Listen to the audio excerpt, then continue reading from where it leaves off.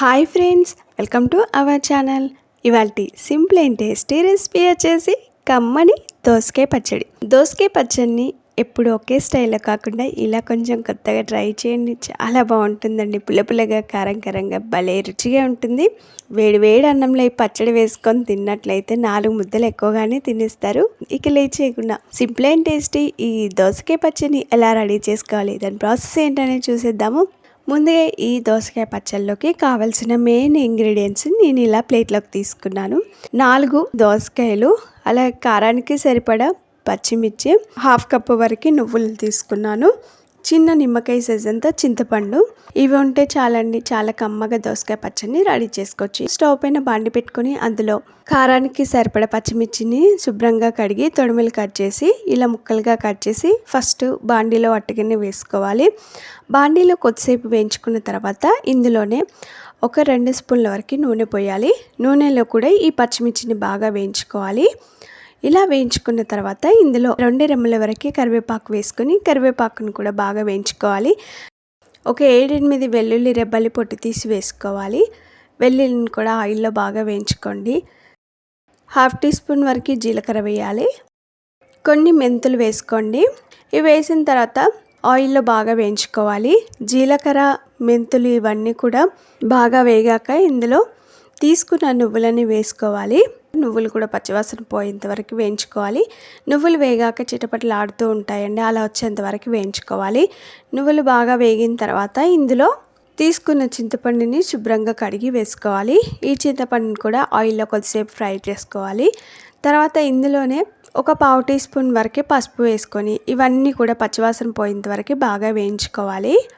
ఎంత బాగా వేయించుకుంటే పచ్చడి అంత కమ్మగా ఉంటుంది. ఇవన్నీ బాగా వేగిన తర్వాత ఇందులోనే కొంచెం కొత్తిమీరని శుభ్రంగా కడిగి కాడలతో సహా కట్ చేసి వేసుకోవాలి. ఈ కొత్తిమీరని కూడా కొద్దిసేపు ఆయిల్లో వేయించుకోవాలి. ఇవన్నీ బాగా వేగాక వీటిని ఒక ప్లేట్లోకి తీసుకొని పూర్తిగా చల్లారనివ్వాలి. ఈలోగా మనం స్టవ్ పైన అదే బాండి పెట్టుకొని ఇందులో 2 స్పూన్ల వరకు నూనె పోయాలి.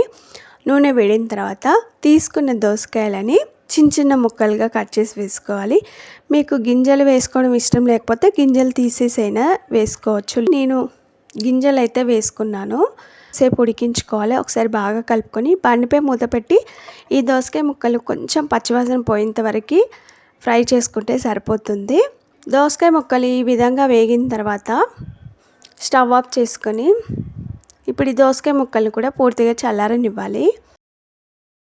ఇప్పుడు ఒక మిక్సీ జార్ని తీసుకొని అందులో ముందుగా వేయించి పెట్టుకున్న నువ్వులు, పచ్చిమిర్చి, కరివేపాకును అన్నిటిని కూడా మిక్సీ జార్లోకి వేసుకోవాలి.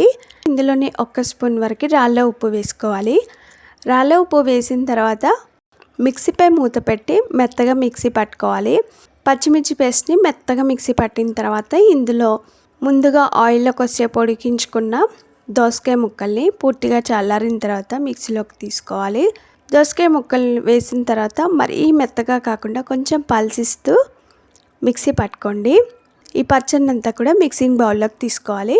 ఇప్పుడు ఈ పచ్చళ్ళలోకి పోపు రెడీ చేసుకోవాలి. స్టవ్ పైన బాండి పెట్టుకొని అందులో 4 స్పూన్ల వరకు నూనె పోయాలి. నూనె వేడిన తర్వాత 1/2 టీ స్పూన్ వరకు ఆవాలు, 1/2 టీ స్పూన్ వరకు జీలకర్ర వేయాలి. అవి చిటపటలాడేంత వరకు ఫ్రై చేసుకున్న తర్వాత ఇందులో ఒక 2-3 వెల్లుల్లి రెబ్బలు కట్ చేసి వేసుకోవాలి. అలాగే చిటికెడంత పసుపు, ఒక 2 ఎండుమిర్చిని కట్ చేసి వేసుకోవాలి.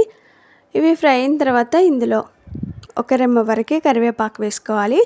అలాగే 1/2 టీ స్పూన్ వరకు ఇంగువ వేసుకోవాలి. ఇవన్నీ వేసిన తర్వాత కరివేపాకు క్రిస్పీగా అయ్యేంతవరకు ఫ్రై చేసుకున్న తర్వాత స్టవ్ ఆఫ్ చేసుకొని ఈ పోపునంతా కూడా పచ్చళ్ళలోకి వేసుకోవాలి. ఇలా పచ్చళ్ళలోకి వేసుకొని ఈ పోపు అంతా కూడా పచ్చడి కలిసేలాగా బాగా కలుపుకోవాలి. ఇలా కలిపి పెట్టుకొని సర్వ్ చేసుకుంటే అంతేనండి, చూస్తేనే నోరూరించే కమ్మని దోసకాయ పచ్చడి అయితే రెడీ అయిపోయింది. దోసకాయ పచ్చడిలో ఇలా ఒక్కసారి నువ్వులు వేసి చేయండి ఫ్రెండ్స్, ఎంత కమ్మగా ఉంటుందో మాటలలో చెప్పలేము. ఇది ఇడ్లీలోకి, దోశలోకి, అన్నంలోకి అయితే అదిరిపోవాల్సిందే, చాలా కమ్మగా ఉంటుంది. ఈసారి దోసకాయ పచ్చడిని ఇలా తప్పక ట్రై చేయండి ఫ్రెండ్స్. మీకు ఎలా వచ్చింది, టేస్ట్ ఎలా ఉందని కామెంట్ చేయండి. ఫస్ట్ టైం మా వీడియోని చూస్తున్నట్లయితే వెంటనే సబ్స్క్రైబ్ చేసుకోండి. పక్కనే ఉన్న బెల్ సింబల్ని క్లిక్ చేయడం ద్వారా మేము పెట్టే ప్రతి వీడియో నోటిఫికేషన్ మీ మొబైల్కి వచ్చేస్తుంది. Thanks for watching. Bye bye.